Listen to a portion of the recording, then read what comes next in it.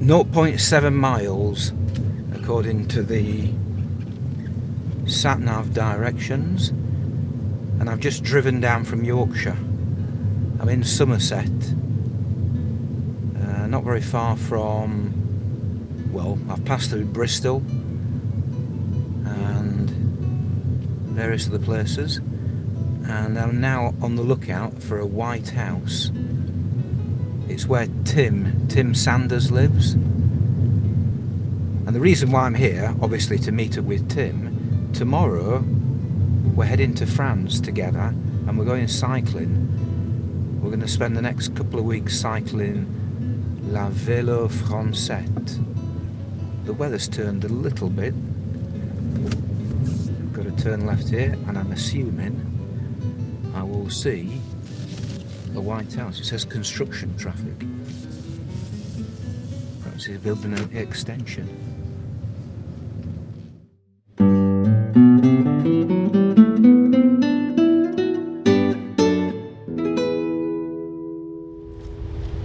Welcome to episode 91 of the Cycling Europe podcast, and for the first time this podcast is being recorded on a ferry.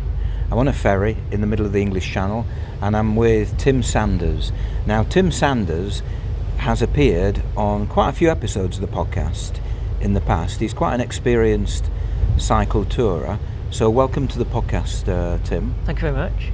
Just to remind everybody listening, if they've forgotten about your previous appearances, your cycle touring experience is quite extensive. Remind us.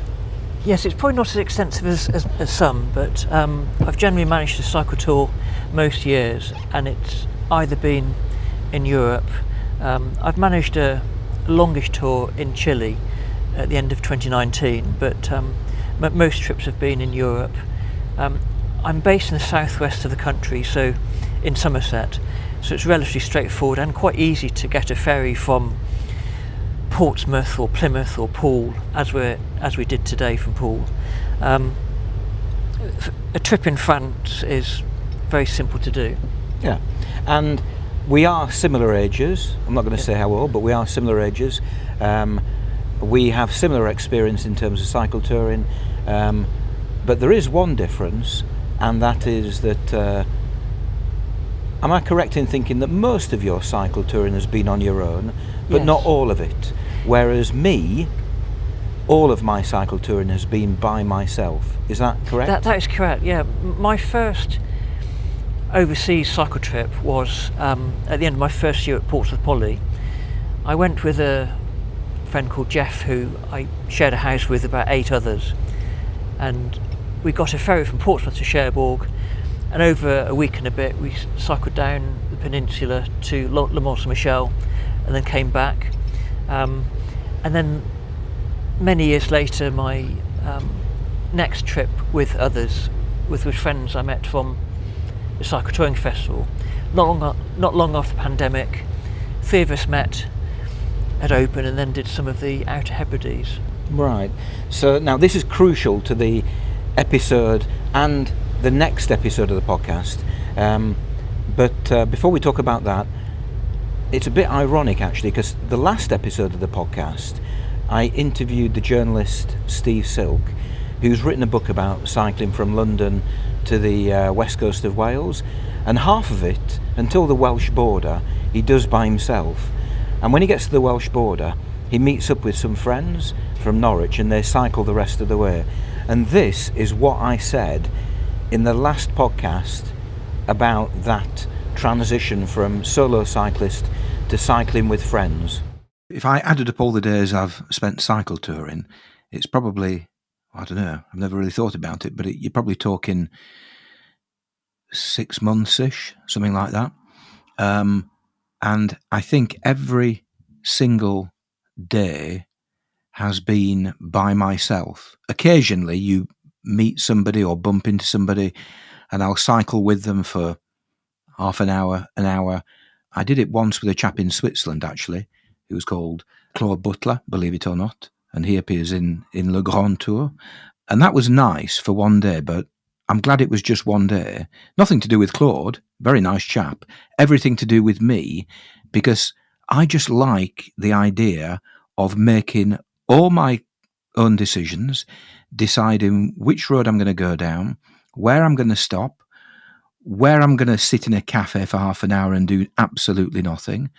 If I'm grumpy, it affects nobody. If I make a mistake and I get lost, there's nobody to have an argument with, because it's just my own fault. And you think, well, okay, I'm lost. I'll go and sort myself out.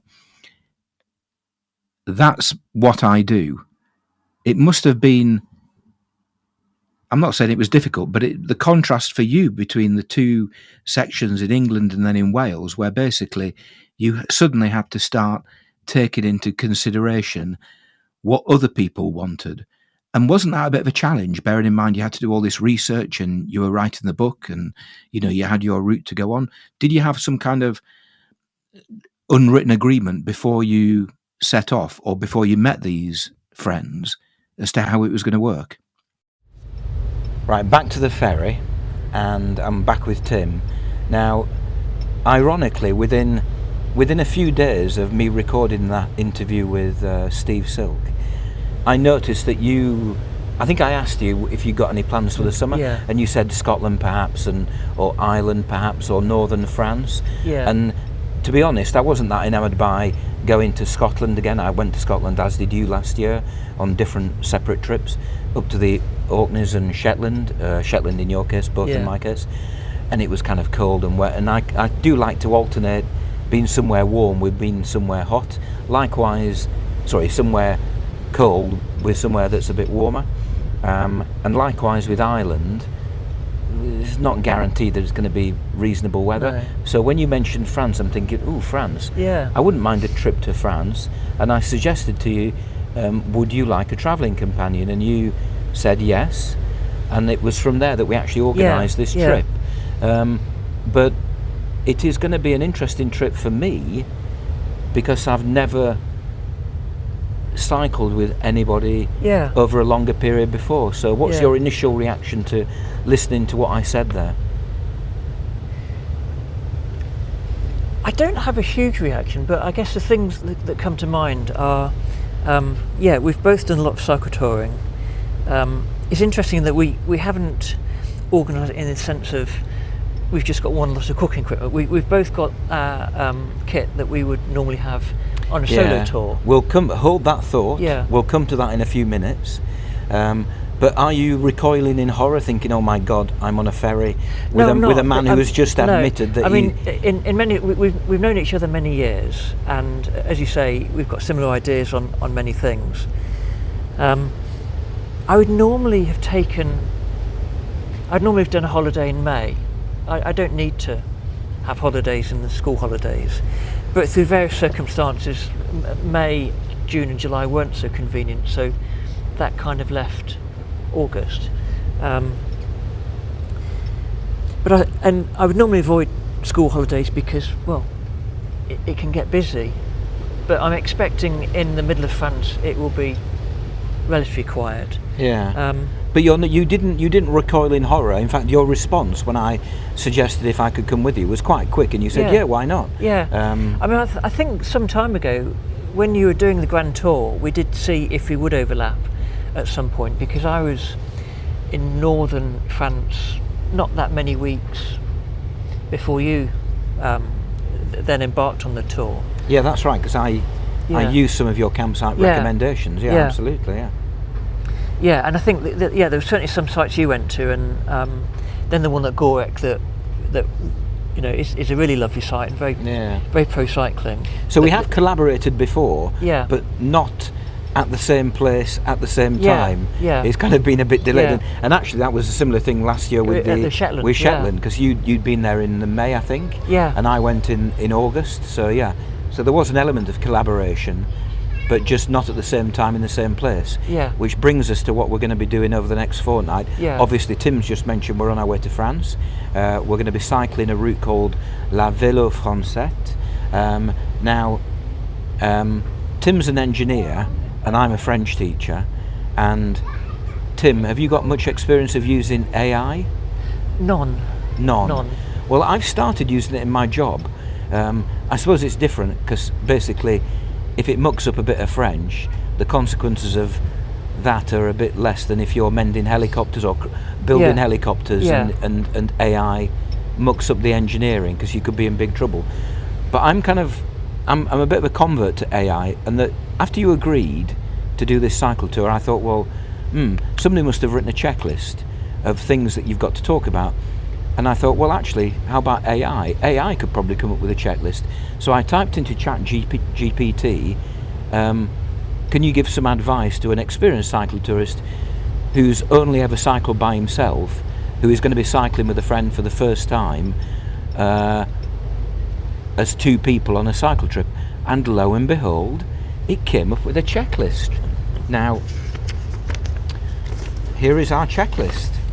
So I've just handed Tim the checklist that ChatGPT came up with, and what we're going to do over the course of the next, I don't know, half an hour, we're going to go through this checklist, and hopefully it will prepare us in advance for what we're about to do in terms of cycling over the next 2 weeks. So it's split up into 1, 2, 3, 4, 5 sections, 6 sections. Pre-tour communication, which I suppose is what we're doing now, but we're leaving that a bit late. But anyway, packing in equipment, which, well, we've already done that. Route planning, well, that's an ongoing thing. On the road habits, contingency and safety, and then the final thing, potentially the most problematic, social and mental well-being. Right. So let's start working our way through this. So the first one, it says pre-tour communication. Discuss travel goals and expectations. Right. Tim, over to you. Any thoughts? Yeah, there's lots of pre-tour stuff we haven't done yet, isn't there? I've got very few expectations other than having a detox from work type break in France, where it'd be nice and warm. And on the warmth front, our expectations will doubtless be exceeded. Yeah, the weather's looking fantastic, isn't it? And I suppose because we are going to France and it's a familiar country for both of us, I think probably our expectations of that are pretty similar. We're going to be following a named route, the Vélo Francette, which I've done a little bit of before, but not very much of it. So, yeah, I think we're probably similar expectations I think so, there. yeah. Right, it says agree on daily distance targets. So, what would be your happy distance? It does vary. I mean, I think on my last French trip, I might have edged about 90k. That was more of an extreme high, but it would typically be between 40 and 60. Right. Okay. We're talking kilometres there. Of kilometres, yeah. Kilometres, yeah. right? Yeah. Yeah, because mine's probably a similar range. Back in 2013, when I did the Mediterranean route, and that was a long journey, no trains, and I averaged 110 kilometres per day of the cycling days, that is. Yeah. Don't worry, I'm not going to emulate that. The Grand Tour, back in 2022, averaged out at 75. Yeah. I'm thinking probably more 60-ish on this trip. I think that sounds a good aim, certainly. I guess the only worry I do have, and it's coming from, having run a marathon 3 months ago, where clearly I was on fairly peak form, and running a marathon in no way necessarily gives you the right legs to be doing long distances on a bike. But the last sort of 5-6 weeks, I've struggled with energy. I think I'm back on course now.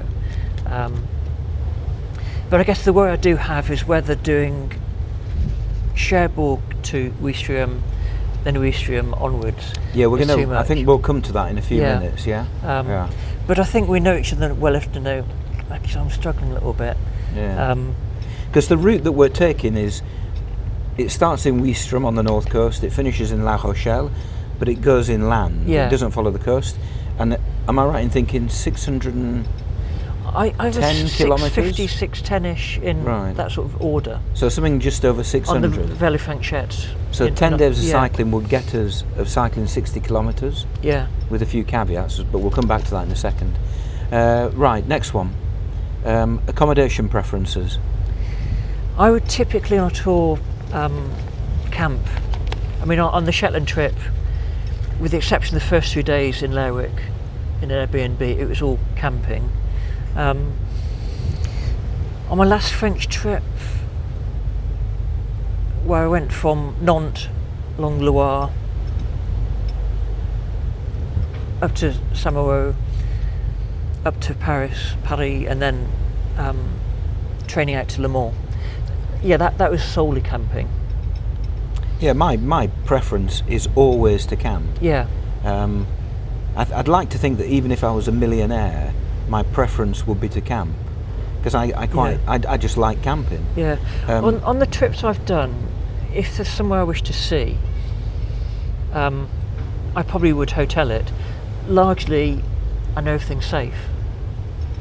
I tend to use hotels in big cities, but there aren't any big cities on this route. No, not at all. So I think, and also the weather. If I get really pissed off with the weather, I'll then dive into a hotel. But I don't think that's going to be a factor here. I mean, in previous tours, the hotel stays have been Trieste or Bordeaux or what's it, northern Spain? Yeah, just in bigger cities. It's small towns and villages we're going through mainly, isn't it? But there are other options apart from campsites. And have you got any preference? Presumably, you're a fan of the French municipal site. I do like municipal sites because largely they're run by families rather than big firms. There are other options like warm shower. I've never used warm showers, largely because I've never felt in a position that I could offer it back. I think it's a brilliant concept. I know you have. I know other people that use it a lot. Would you consider using warm showers on this trip if we? Oh, most definitely. If we thought it was appropriate. Yeah. I haven't looked into it. I don't know whether there are many people around. On the basis that at least one of us has and does offer it reciprocally. Okay. And there's a thing called In My Garden. There's a few of those kind of things. Would you be? I'm most definitely up for that. I mean, potentially, that is something I could offer in the future. I feel a. Was that for animals? I think that was a message for animals. It said animal, I think. Yeah. Anyway, moving on. But I think we're on the same page when it comes to accommodation. Yeah. And we're both looking forward to going back to Domfront, where that magnificent municipal campsite. I never stayed there. I stayed at one a few kilometres further on. It itself was only 4k. Well, you've got a treat coming. €4. Yeah. Apparently the price. Somebody did tell me the price has gone up to €5, but perhaps we can't stay there now. Well, we'll start saving. Right. Set pace expectations. This is not distance. This is pace. Yeah. You're a fast driver. I've experienced that this morning. Yeah. Are you a fast cyclist? No, most definitely not. Right. No, I mean, I would say the fast driving was to make sure we got here on time. Your Honour. You know, and my trusty 20-odd Audi survived the journey.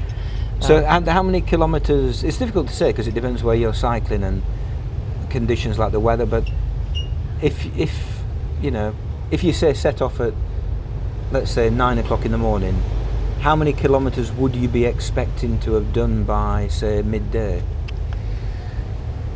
I've never had expectations like that. I mean, I'm thinking on the Chile trip in 2019, there was one day when I only cycled 12k, but I was quite tired and stopped at a restaurant, asked for if you knew if there's a campsite in 20k. He said, well, there's one here. But I had 3 days to do something like 40k to get to a pre-booked ferry. Yeah. It's circumstances, isn't it? Yeah. It's a sort of thing where if there's a coffee stop in 5k, you might as well stop there. Yeah. Or if there's one in 20 or 30k, you stop there. Right. But going back to the early start, it does mean that with not minimal effort, you can get some quite decent distance in without getting too tired. Well, early starts actually is the next but one. Yeah. It says talk about early starts versus late mornings. I think we're both morning people. Yeah. I'm quite happy to be off a campsite at 8 o'clock. Sometimes, occasionally earlier. Although I'm not obsessive about it. Yeah. I'd say past history. I mean, I don't sleep brilliantly anyway, and I'm quite often awake quite early. But typically, I've tended to just not hurry to go. Leaving at 9, even 10 at times. If I didn't have a huge distance to do, I thought, well, I'm comfy here. I might have a coffee before I set off. Yeah. Or, but I'm sensing that I think it does make sense, because I've hardly ever cycled with anyone. There wasn't a time that was set, so it was a case of once I'm in, let's go. Yeah. But the key thing is that when you're on your own, you see, you can if you're feeling as though you just want to get off the place, you can just pack up and shoot off. Whereas when you're two, you've got to kind of judge that moment as to what does the other person want to do. Yeah. I have got out of the habit of getting out of getting out early, because my wife does tend to sleep in late, and we were talking, I was at a festival last weekend, the Fairport Convention Festival, which is in Banbury, and it's a relatively small festival, 6,000 people there, but there's a very narrow road for which half of the campsite need to go through. Well, waking early, I was out in the field by 6, and being up at that time, seeing the mist lying on the grass, I'd forgotten how nice early mornings are. It is. I mean, especially when the weather's nice, it is by far the most beautiful time of the day. It's quiet. There aren't many vehicles around. There aren't many people around. You can hear nature. And the other thing is, I really like the early mornings, because you're not worrying at all about the accommodation that you need to find for tonight. Yeah. And that is so nice, those first few hours of the day. So definitely, I am a morning person. Yeah. And seeing the sunrise this morning on the way in. Yeah. I mean, the sun kept moving around, I guess. Yeah. With the motion blur, but. Well, it did from your car. Right. Okay, we've missed one, and it's an important one. How do we handle disagreements or needing space? So, for example, let's think about early mornings. You are, say, desperate to get off a campsite, and I don't know, perhaps I've had too much red wine the previous night, and how do we make sure that that's not really a disagreement, that's just a difference of opinion, isn't it? Yeah. If we were I don't foresee disagreements. Argue, I mean, I mentioned Jeff earlier, who I with my first cycling trip. Yeah. And on that trip, I just happened to have a tent. Up until then, my cycle touring experience had been the day of my last O level, and having read Nick Crane's book, Cycling in Europe, which I think I had out on permanent loan from Hale's Own Public Library from age 14 onwards, and that spoke out such countries like Yugoslavia, and as well as France and Switzerland, and that's kind of got my interest in cycle touring, and I think that must have rubbed off talking to Geoff with the others in the digs, because he said, I quite fancy doing that. And did you ever on that tour? Did you ever argue? We did. But I was going to say, on that tour, we just had my tent, so we were quite physically close to each other. I don't, for 1 minute, remember what we fell out about, and it wasn't particularly serious. I think we just spent a few hours apart, and of course, without mobile phones to say, "Oh, where are you?" Yes. I think needing, sometimes you do need space. Yeah. I think it is almost to be encouraged that from time to time you say to me, Andrew, can we just meet back here in an hour, or I'm going to go and cycle ahead for half an hour. And I think that's perfectly normal. I will never be offended by wandering around a village on my own because you want to do the same thing for half an hour. I think that's quite a healthy thing. I think so, yeah. The thing I've always missed from being on my own is is when you go to a supermarket, your bike's there. You don't want. Yes, you can lock it up, but the chance that now is that we don't necessarily both need to go into a supermarket. We can go in one by one. That is a perfect moment to listen to the thoughts of Rob Ainsley. Rob Ainsley, who provides the music to this podcast.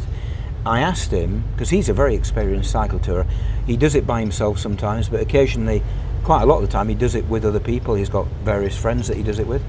And I asked him to record a few thoughts. Now, Rob Ainsley, he is the Simon Calder of the cycle touring world, is Rob Ainsley. And he recorded this monologue.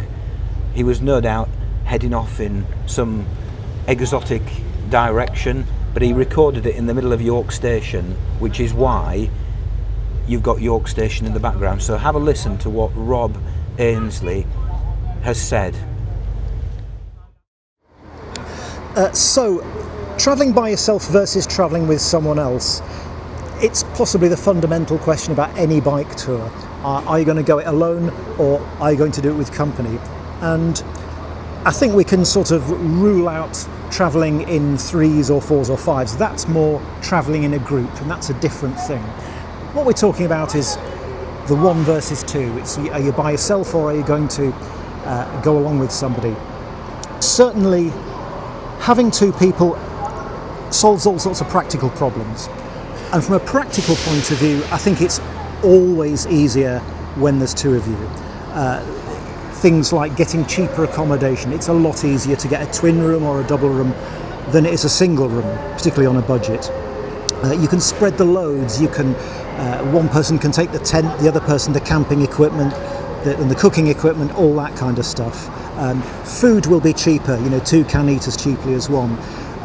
It's better for security. One person can watch the bike while the other person goes to the toilet or does some shopping or whatever. And even things like photos, it's a lot easier when you've got the 2 of you. You can take your joint selfies, or you can take pictures of each other, and you'll come back with a better set of images.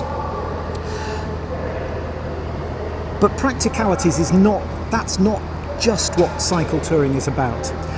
And I think we come to quite a central question, which is, why do we go cycle touring?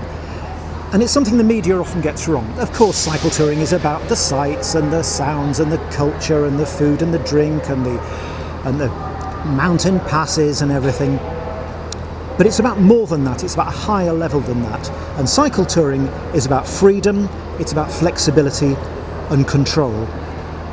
And it's that control element particularly that changes when you're travelling with somebody else. The reason I cycle tour is because it's the one time in my life when I actually do feel in control of what I'm doing, in control of my resources and in control of my time. So much of modern life has the illusion of control, but we're not really in control at all. We don't really have agency. When we're online, we're always battling websites and advertisers and Facebook, who are desperate for our time, they're desperate for our attention. Driving a car is the classic example of lack of agency, the illusion of control. You don't own the car owns you. The advert showed the car driver on an empty alpine pass speeding along in this wonderful landscape. In fact, the reality is you're sat in the rain in a traffic jam in a one-way system on a wet Tuesday.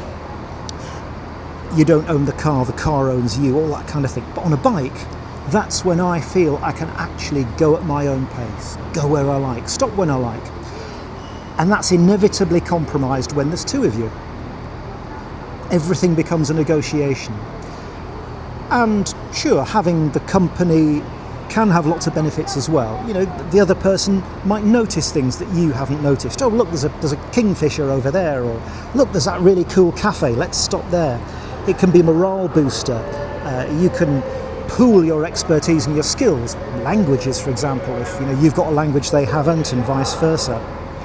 And there's just that feeling a bit better that if something goes wrong, if you take a tumble or you have a mechanical, there's somebody else who can assist. So in the kind of emotional side of things, there's definitely pluses and minuses. for me, most of the time I prefer being by myself. The pleasure I get from just being in complete control of my own schedule and my own resources, and when I stop and when I go and how far I go, that's very precious to me. I have travelled very many times with other people, with friends and people I didn't know before, and partners and whatever. And you learn some tactics. I think one of the vital things, which has taken me a long time to learn, is things do go wrong. However good friends you are, there'll be things that annoy you. You know, they leave the toilet lid down and you want it up, or vice versa. And I think the best way is just recognise when these things happen and acknowledge and apologise. You know, bring it out into the open and make it a point of amusement rather than a point of resentment, because it can be a bit easy to try and ignore these things, and they can actually build up into resentment. But that said, I think I've had lots of really good experiences of cycling with people, and two things I'd end on is it's an intense thing, particularly if you're sharing a tent. You know, this is bringing you together in quite an intimate way. And there are two situations that I think cycling with somebody can be really good. One is the catching up with old friends you haven't seen for a while. I've had some really good experiences of people I hadn't seen for maybe 10 or 20 years, friends I knew from primary school. And I did the King Alfred Way a couple of years ago with one, and it proved really successful. It was just really good fun, because on a cycle tour you have that time to discuss things, and there's maybe not that pressure of having to present everything in your life as a triumph or a tragedy. You can just catch up and say how your life is and how things are, and that's something I found has always worked pretty well, that meeting up with old friends. If there's someone you haven't seen for a while and you'd like to meet up with them, try going for a bike ride. It could well be a good way of catching up. And the other one, of course, is it's a very good way of testing a new relationship. If there's someone that you want to see, how much mileage is there in this relationship, you'll soon find out if you go on a cycle tour together. It's a very good way of destruction testing or stress testing a new relationship. And 31 years ago I met somebody on a towpath in Bath. She was on a bike, and we looked at each other and thought, oh, they're a cyclist. And within a few weeks we'd gone on a bike tour together, and we've been on quite a few bike tours together since, and 31 years later we're still together. So it can be a pretty good test. So good luck on your mission. I hope you have lots of fun. I hope you can enjoy the extra dimension, the extra perspective that you bring to each other, and have a great trip. So Rob actually mentioned exactly that point that you were just making about the practicality of, for example, one person going into a supermarket while somebody stands outside and looks after the bikes, which is always a bit tricky if you're by yourself. Any other reactions to what Rob has just said there?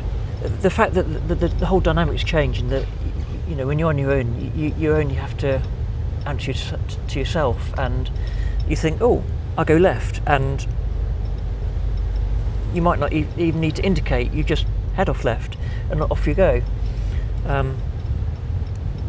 He made a good point about being honest. Yeah. If there are problems, then you've got to be honest about them and say, look, hey, there's an issue here, because you know, whatever has happened, and just be honest about it. Yeah, and I think that's all good advice. I'm sure some of the other things that Rob did say there will be picked up on as we continue our conversation. Now, the next section is packing and equipment. Now, basically, we're on the ferry. We have packed. Yeah. So unless we throw something overboard, which probably wouldn't go down very well with Brittany ferries, we're stuck with what we've got. Yeah. It says here, courtesy of ChatGPT, the first thing it's come up with is split shared gear, tent, cooking gear, tools and spares, first aid kit. Right. Oh, we've done none of that. Well, we haven't, have we? But You did mention this earlier when you were sharing a tent with your friend. Yeah. We are not sharing a tent, thank We're God. not sharing a tent. Although we do have identical tents, and that might cause problems if I come back from the middle of the night from the toilet. I did mark my name on it. I forget where I think it was Chile. It might have been after Chile, but there were quite a few other tents like mine, so I just marked on my name. So. But that will be difficult to spot when it's dark. Yeah, well, I'll pay particular Yeah. attention. Cooking gear. We've both brought cooking gear. Yeah. Now, can you tell me what you have brought? I have got 2 cans of gas. 2 gallons. Have you brought a hob with you? No. Largely because I find on a 2-week tour that I'll go through 1 1/3. Right. And I do have an increasing number of cans at home with about 1/3 yeah, full of gas. yeah. So on the festival last weekend and on the trail running festival called Love Trails that was in July on the Gower in South Wales, I took several remaining third containers to use them up. So Right. on a tour like this, where I know there will be decathlons and other places where we can get the gas, but having the gas from day one is something you don't need to find. I have half a gas canister, so I think we're Yeah. going to have enough gas. That's where one can go straight away. Yeah, but you haven't brought a little attachment to screw onto the top as a gas burner, presumably. Yeah. So I have 2 burners, only one with me. I have a pocket rocket that I've had many years, but when I tried to use that a few weeks ago, nothing came out. So there's a blockage somewhere, which is surprising given it's gas. Yeah. But I have an Alp kit, one with about a 30 centimetre flexible pipe. Right, so we've got, in terms of just basic cooking equipment, we've got a similar equipment. I've also got my collapsible Sea to Summit pot, which is really very, very useful. I've also got my octagonal coffee pot. Oh yeah. And I brought the large one, so I can certainly make you a coffee in the morning. But it's probably worth mentioning at this point, in terms of to what extent are we going to be eating in a restaurant or getting a pizza from the campsite or cooking our own pasta and pesto? I mean, I'm game for all options. I like food. I would typically have breakfast and coffee before I go, but I will also probably have another one in a boulangerie further on. I kind of take the view that of the small restaurants that have maybe you're probably less likely to find restaurants in the municipal campsite, but the slightly larger ones will have their own restaurants. And I take the view that, well, actually you're supporting the local economy. So no, I'm game for pizza. The one complication I worry is that I am now vegetarian, and I suspect that will be less easy than the UK. But again, I'm sure there'll be easy options. Yeah, I mean, I'm not vegetarian, but I don't eat much meat, and it's certainly not an issue for me in terms of if we were to, share food in terms of cooking for each other. I have brought with me and I do this every time, my emergency stock of quick cook spaghetti and pesto sauce.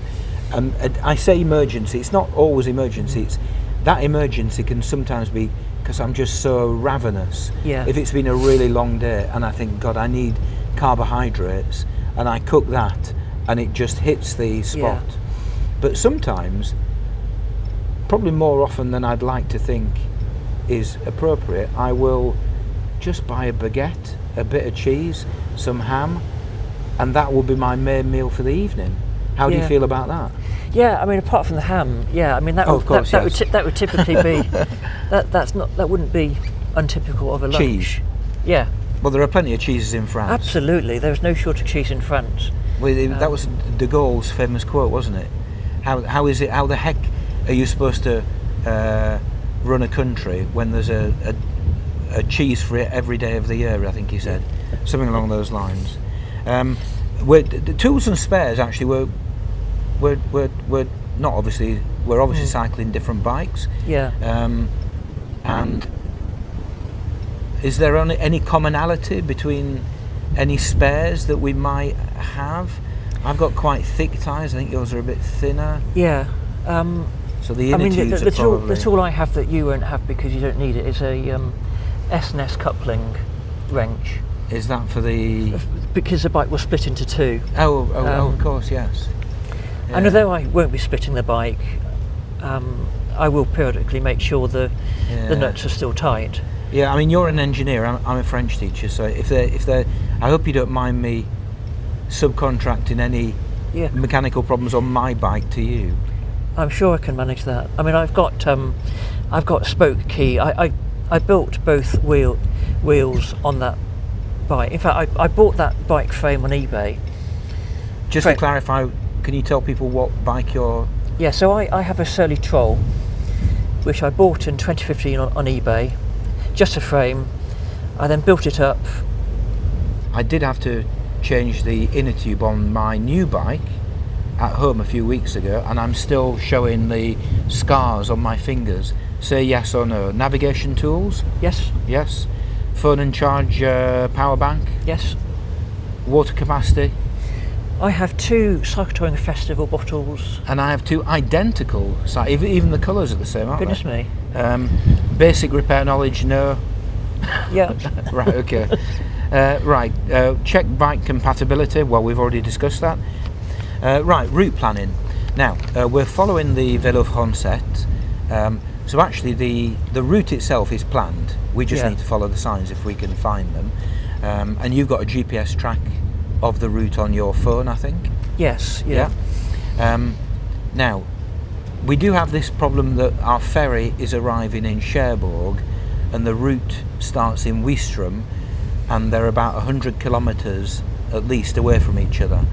So, and basically this is an imminent problem because we're arriving in Cherbourg in 3 hours. 3 hours time. So what are we going to do? Well, we can very quickly cycle east or get a train. I think which would you prefer? If I was on my own, I probably would do the train to Caen.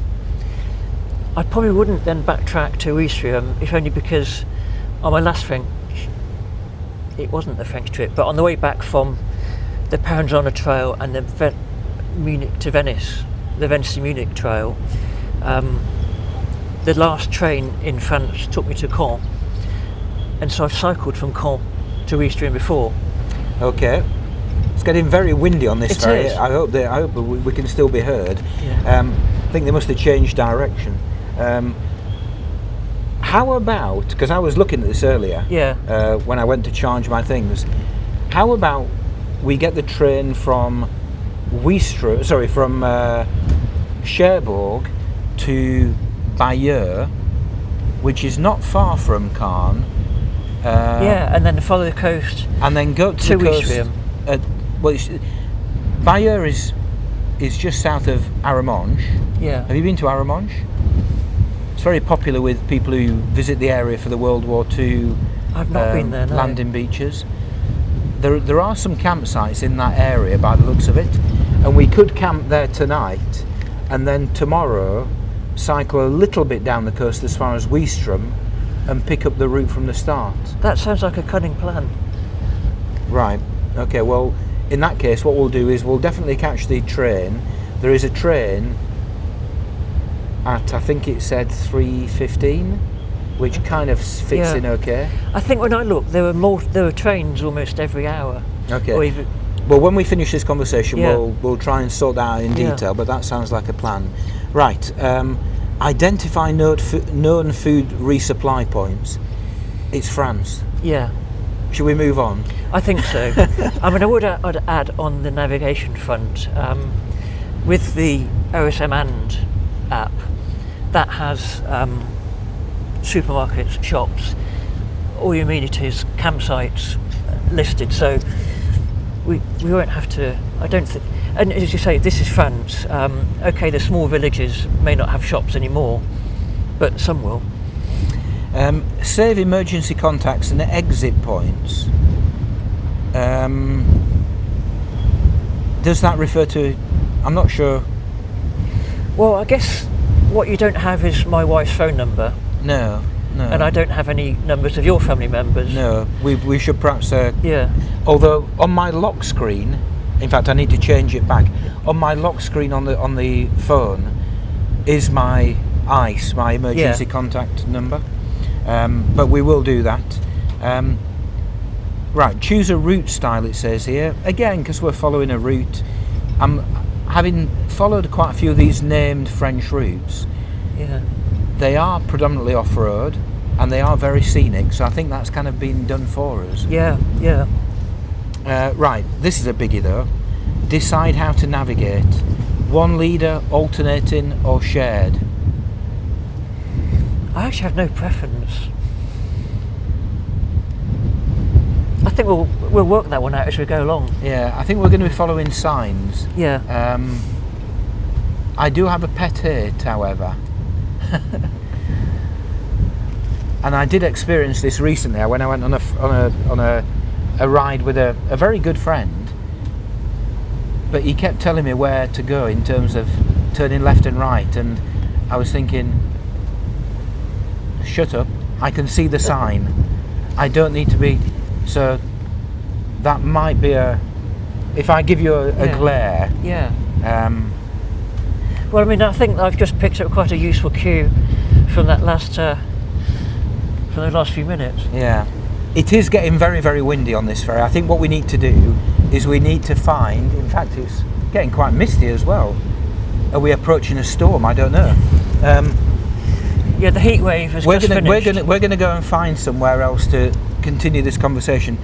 As we do this, have a listen to this. This is a new ferry service that is going from Dover to Boulogne in France, and earlier this week I had the chance of interviewing the skipper of the service.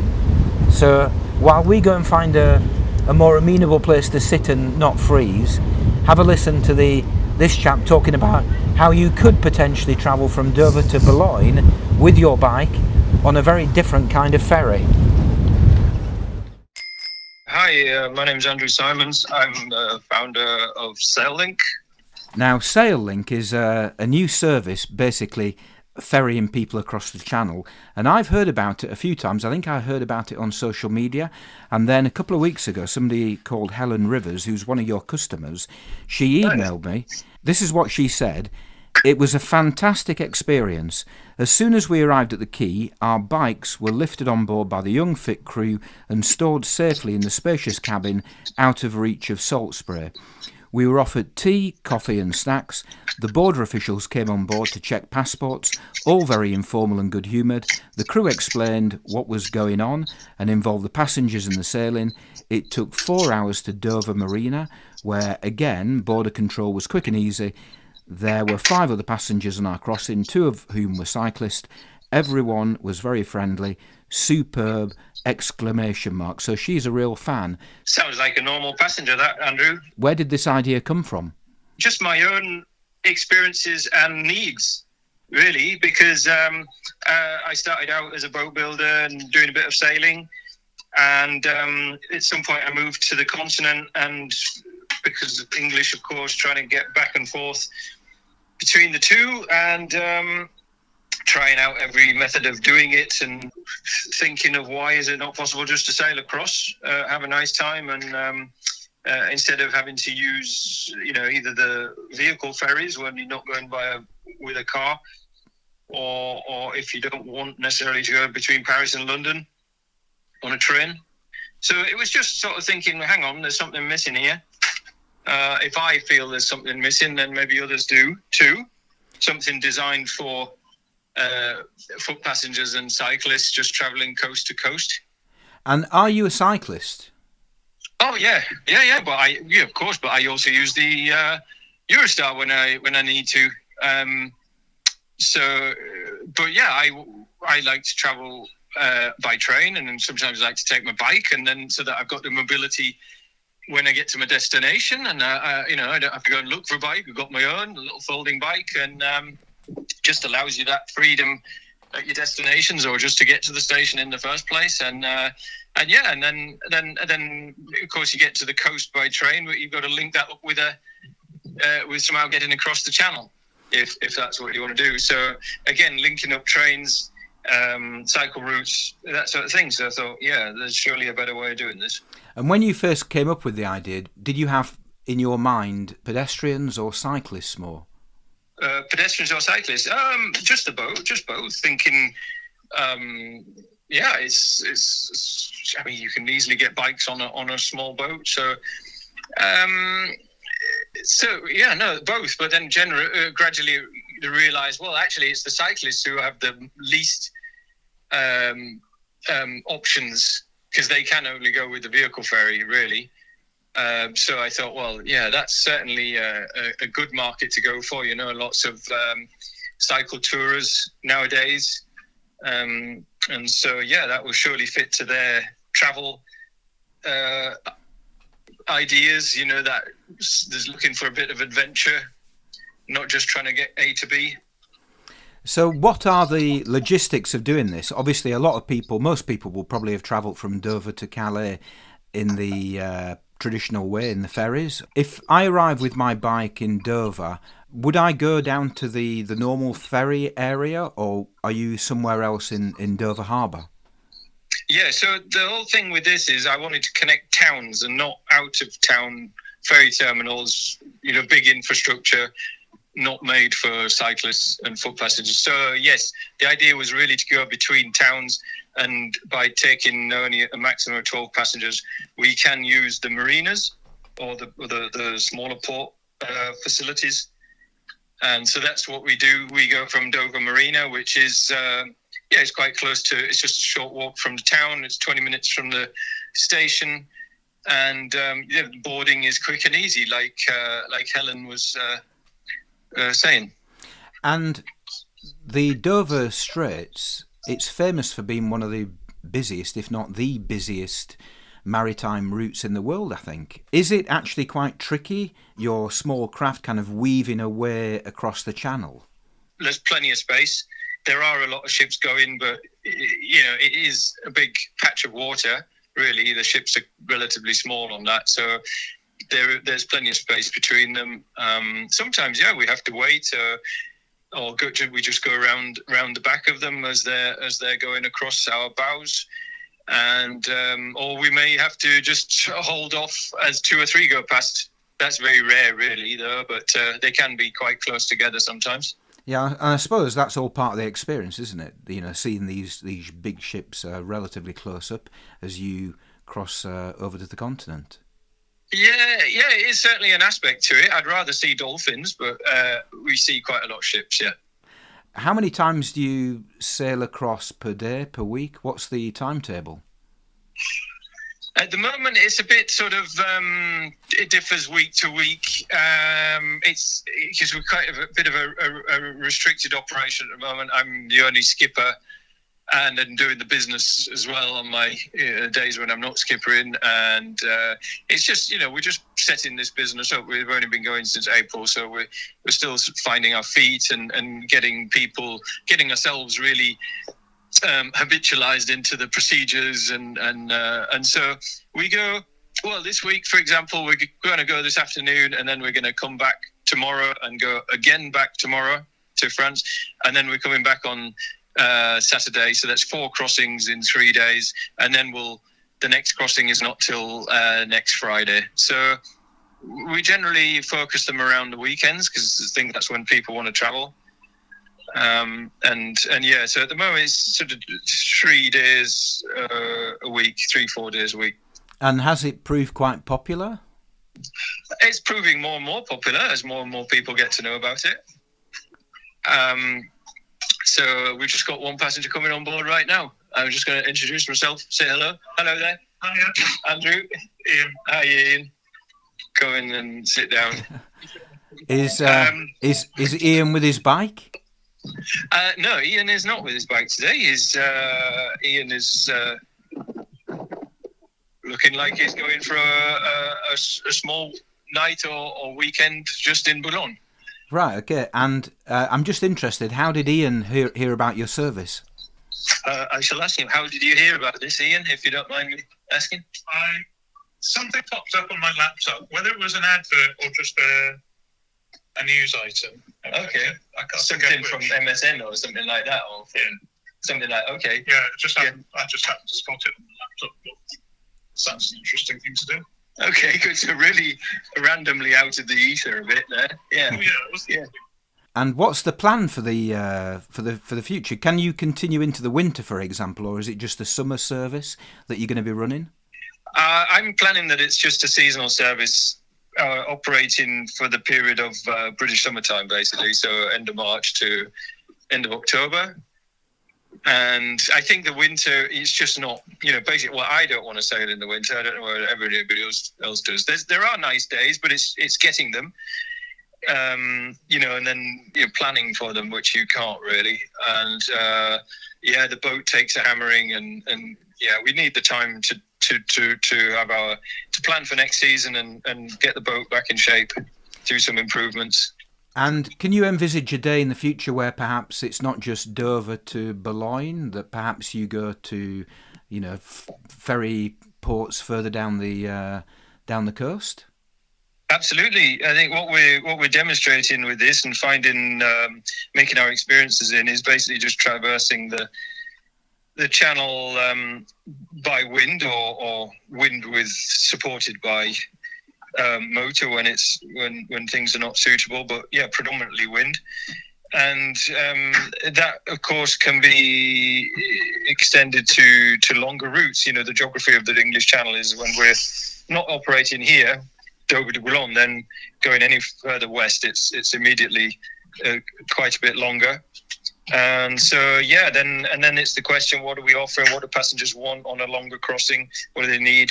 And I think there we look to scale up to bigger boats, more facilities on board. But if basically the wind is there, if it can work for a small boat, it works for a big boat.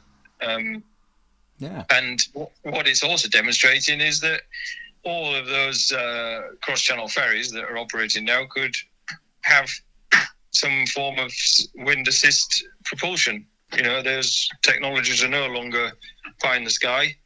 They're there, and so I'm sort of exposing them a bit why they're not doing it. And just to finish off with, I think probably most people listening to this will have been sold on the idea just after listening to what Helen Rivers said at the beginning. But if anybody is interested in taking your ferry, how do they go about actually getting a hold of a ticket and seeing the timetable? So they just go onto the website. All the information is on there. Saillink.co.uk, Saillink with double L. And there's the timetable on there. It's not, I have to be honest, it's not as clear as I'd like it to be. I'd like all the sailings to be visible on one side, but you've got to sort of switch between one direction and then the other if you want a return. But it's all on there, and then it's a booking system. And you have to give in your details, because we need your passport details to forward to the border authorities on both sides. So that all gets entered there, and then I can forward that. And payment is taken there. We take currently 50% on the booking, and then the other 50% is taken close to the time. Okay. And what's it looking like this afternoon for this sailing? Great. Good English Channel conditions. It's a nice day, nice enough. It's not glaringly sunny. Good wind. It's going to be a good crossing. Looking forward to it. Okay, well, I hope you have a good sailing and good luck in the future with the Saillink venture. Thank you. Thanks, Andrew, and thanks to Helen. Right, Tim, what's your immediate reaction to hearing about that sailing link between Dover and Boulogne? Would you take it? I certainly would. I think it's extremely interesting. There are a few novel ways open to cyclists to get to France. One being the European Bike Express, which I've never done because it tends not to follow it doesn't follow through my part of the country, so I'd have a hike to get there. But going back to Saillink, I think that's fascinating. I mean, I do have an interest in boats, as we have discussed earlier. It supports very much the flow travel, and what we do, we're not necessarily trying to get from A to B, and actually by and large we're going from A to A, aren't we? Yeah, it's all about the journey, and I think my cousin, he once said to me, it's not a James Bond movie if they don't have an underwater scene. But in my book, it's not a cycle tour if you don't have a ferry ride at some point in the cycle tour. And I think what Andrew is doing is taking it to a whole new level. So I would love to take that ferry, and I think next time I consider going to that bit of the continent, I'll certainly consider, hopefully it will still be done in the future. I'll certainly consider it. I mean, the reason why I might not take it are that where I'm based in Southwest, I've already got 3 really convenient routes to get there. But that said, you know, if you can get yourself to Dover, if you're going east, if you're going towards Belgium, the Netherlands, North Germany, and then Scandinavia, then that actually is extremely doable. Well, good luck to Andrew and his colleagues with the Saillink. Now, we've moved on. If you remember, before we listened to Andrew talk about Saillink, we were on a ferry. We're not on a ferry because it got very windy and it was getting a bit misty outside. We went back inside, and we're now the following day. So what day of the week is it now? It's now Wednesday. Wednesday, yes. What date is it? 13th. The 13th of August. And what happened yesterday, we arrived obviously in, where did we arrive? At Cherbourg. Cherbourg, that's right. We arrived at Cherbourg. We decided, I think linking to what we'd said earlier actually, we decided to take the train down to Bayeux, which is what we did. And then from Bayeux we cycled a short distance north back to the coast at Arromanches, which is famous for the Mulberry Harbour and all the events of the D-Day landings. We camped in a place just to the east of Arromanches called Asnel. Very, very busy, but they squeezed us in. It was a municipal site. And then this morning we've set off and we're headed in the direction of Ouistreham.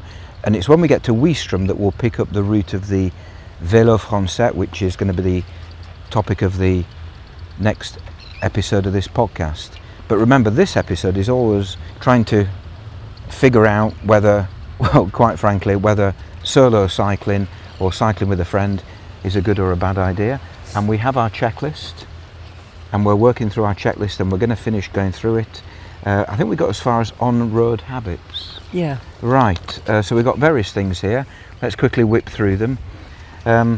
Talk about how often to stop. Well, we haven't formally talked about that so far. No, I mean, we stopped at the Boulangerie, right by the British Normandy Museum. Yeah, and we wandered around there for a while. That was quite interesting. So some food was eaten then, and then at another stop, food was accessed again. Yeah. I don't think we've stopped formally since, have we? No. Although we're now in a place called La Longrune-sur-Mer, next to a memorial to the Royal Marines, and some very blustery flags above us, which you can perhaps hear. I think that's.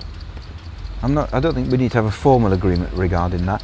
Although, a word of warning, because I'm going to be making a video about the Vélo Francette, I will perhaps stop at annoying places and spend a few minutes setting up the camera on the floor and instruct us both to cycle past it and then go back again, and then go back and turn the camera around and cycle past it again, which everybody knows we do that. Well, it'll just add to the kilometres on Strava. Yeah, it's kind of, I'm breaking the fourth wall. Sorry, anybody listening who's watched the videos and thinks there's a camera crew following me, I've got bad news. There isn't. Well, not yet anyway. And it just takes ages to faff around with your camera. Check-in times. I think, again, morning plan, evening recap it says here. Yeah, I think as long as we're communicating and reviewing our plans, things change. It just happened organically this morning. I was probably awake for a while, as I guess you were. And at a certain point, I thought, well, start packing. I mean, I don't have food to make breakfast, so we aimed for eating out later via boulangerie. So it wasn't like there were hours spent cooking porridge and washing up and packing away all the cooking equipment. And I think basically because we're in France, the best place for breakfast is your local boulangerie. Yeah. But what did you think of my coffee? Oh, that was perfectly agreeable, thank you. Yeah, agreeable. Sadly, a ringing endorsement. Perfectly agreeable.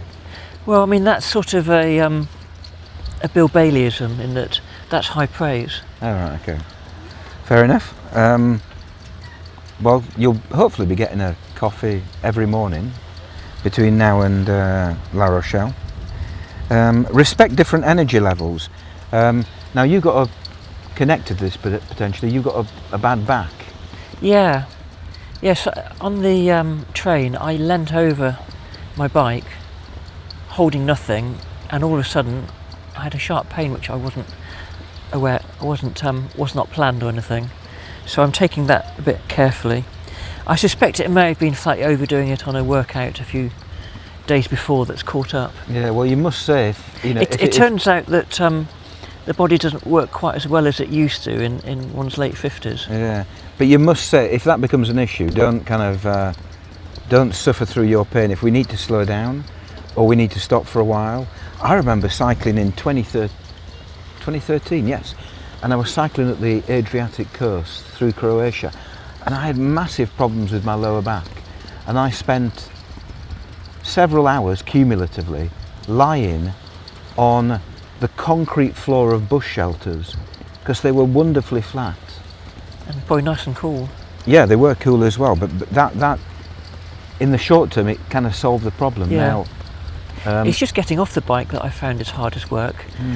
Continuing cycling is easier. Right. Starting off cycling is purely muscular. Well, if you do need to do anything like lie down on a flat surface, then just give us a shout. Yeah, thank you. If nothing else, it'll give a talking point for when we review these at the end of the trip to see what worked and what didn't work. Yes, yeah. We haven't ticked these. There is a box to be ticked. Perhaps we should tick them at the end, see if actually we achieve them. Take turns making decisions to stay balanced. Well, there's hardly a decision to be taken, are there? We're following a set route, but I mean, as you say, we'll be stopping for video footage, and doubtless there'll be a point one needs a restaurant or. Yes, but also if you see something that you want to kind of just stare at, that's the nicest thing. Yeah, I might see an old car or something. Or yeah. I think that's one of the beauties of being on a bike is the fact that if you're in a car, because certainly if you're a passenger in a car, you're not driving it, you can't immediately stop it. And if you are in a car and you're driving it and you see something, you've probably got a car behind, or you're probably in an inconvenient place. On a bike, just pull your brakes and then stop. That's one of the beauties of being on a bike, isn't it? Yeah, absolutely. So don't hold, think more as a cyclist rather than a car driver if you do need to stop. Absolutely, yeah. Right, next section, contingency and safety. Sounds a bit ominous, doesn't it? Right, share medical details. Haven't done that yet. Well, I don't have any medical details to share, I don't think. No. Apart from your bad back. Yeah. Yeah, that was unplanned and unexpected. Allergies, have you got any allergies? Hard work? Yeah. No, actually I don't think I do have that. I've got a few intolerances, but they're not medical.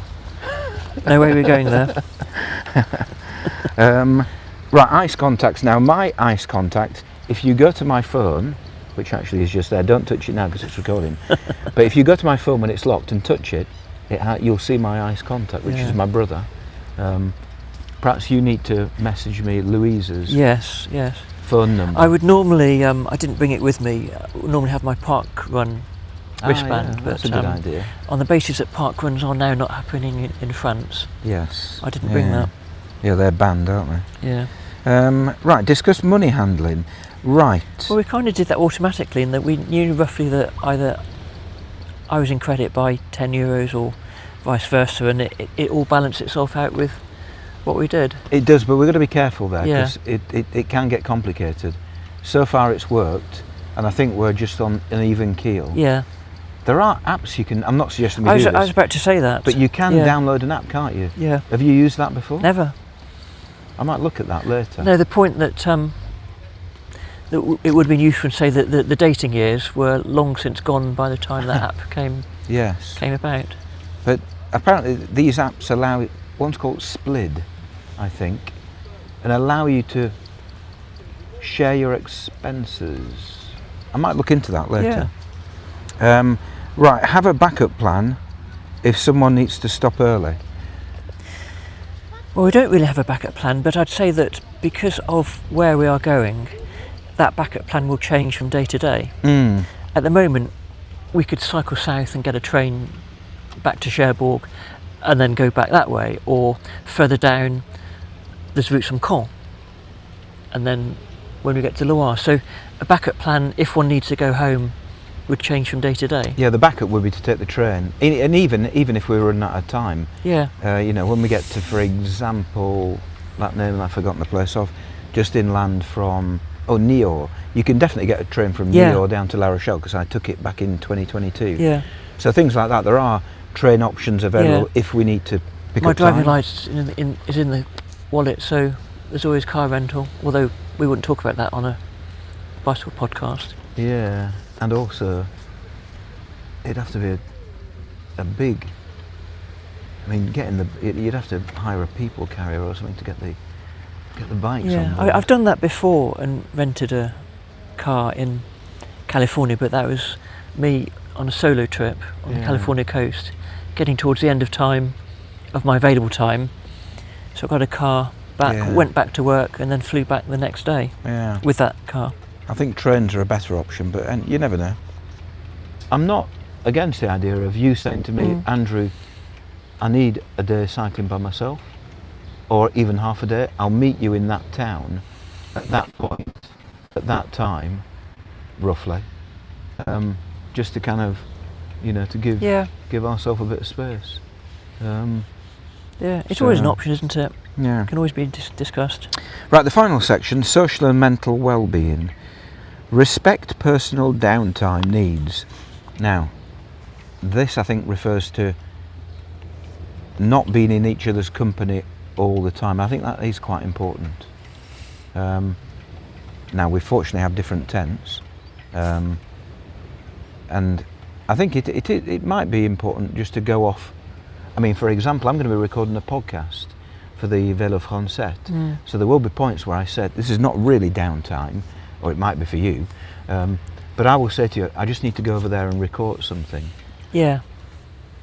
It'll be an introduction. I'll do it later this afternoon, for example. I mean, I have one new thing for me this trip is I've actually bought a book that's made of paper to read, and largely because I'm sure it is better for me to be spending less time on the phone in the downtime, and that would be a good thing to do. Yeah, and even I think when we finish cycling, tents packed up, sitting down, even next to each other and just not talking. Yeah.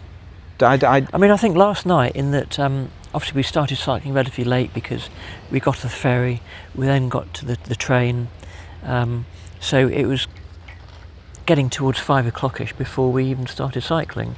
Yeah. So when we got to the campsite, there weren't exactly hours to think, right, what are we going to do now? No, but we may get to a campsite, say 3-4 in the afternoon. I think, why not? Yeah, and erect the tents and then just have a little bit of downtime. My downtime, I do tend to say, ends up being in a bar, which I'm perfectly happy going and sitting in a bar and having a drink by myself. Although I'm not quite at Wetherspoon's level yet. No. I'm not there at 9 o'clock with a pint of Ruddle's Counter. But you never know. But we do need to be honest if there are things that are annoying us, or basically, I suppose, as needed feedback is a polite way of saying to somebody, will you just off? Yeah? That's the ChatGPT presumably has been told not to swear.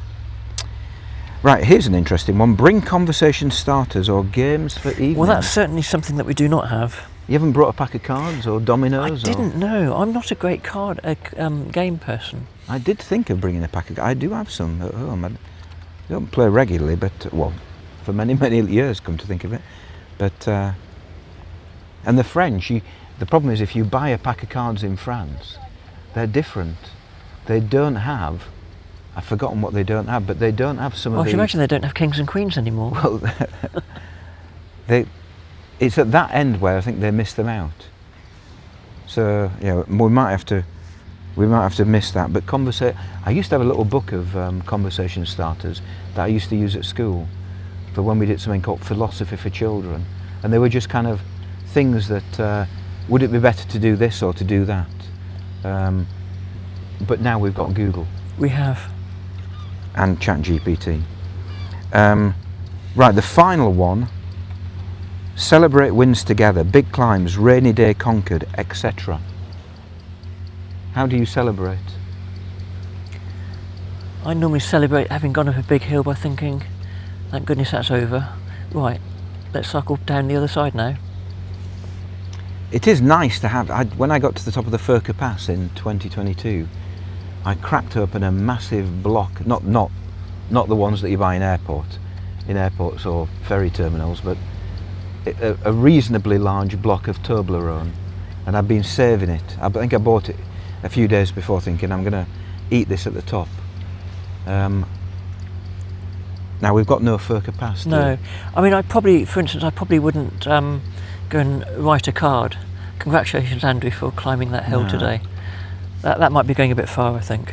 I think celebrations might be in the form of food and drink, but in a more formal way in a restaurant or something like that. Right, so that is the end of the ChatGPT checklist. I think basically we've covered, although it is a ChatGPT checklist, it actually is quite a useful thing to do, and we've covered most things that we need to cover. Is there anything that you think has been missed off there? Not off the top of my head. I mean, my observations are it's quite a general thing. It doesn't know what level of cycling they do. It's sensible points, but it does though. I told it I was an experienced cyclist. Yeah. And it does take those things into consideration. I would encourage you to use ChatGPT. You can have a good conversation with ChatGPT, and it's very polite. And it will check with you, is that okay? Would you like me to change things? Brilliant for French teaching. Yeah. I'm glad I'm going to be retired within the next 5-10 years, because basically, if you're a French teacher in your 20s now, you're stuffed. Because head teachers will be getting ChatGPT to teach kids in 5-10 years' time. So you've been warned. Okay, now, so this is kind of the end of episode 91 of the Cycling Europe podcast. We are, hopefully in the next hour or so, about to arrive in Ouistreham, which is the start of the Vélo Francette, which is the route that we've come to France to cycle, and that will be the topic of episode 92 of the Cycling Europe podcast. The weather is a bit different than I imagined it to be. It's very overcast, it's quite windy, although the wind's heading in our direction, which is in the direction of Ouistreham, and even now there are slight specks of rain in the air, so I hope it's going to improve. But have you checked the weather forecast? Not for half an hour. That was showing that Juno Beach, there'll be some raindrops at 6 p.m.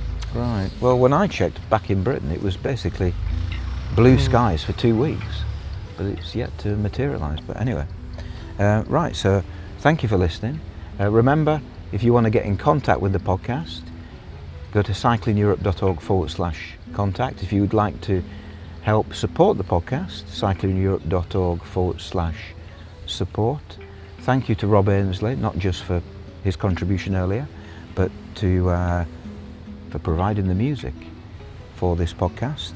So we will see you, and you'll probably hear Tim again in the next episode, as we cycle the Vélo Francette from Ouistreham down to La Rochelle. So without further ado, thank you for listening, and happy cycling.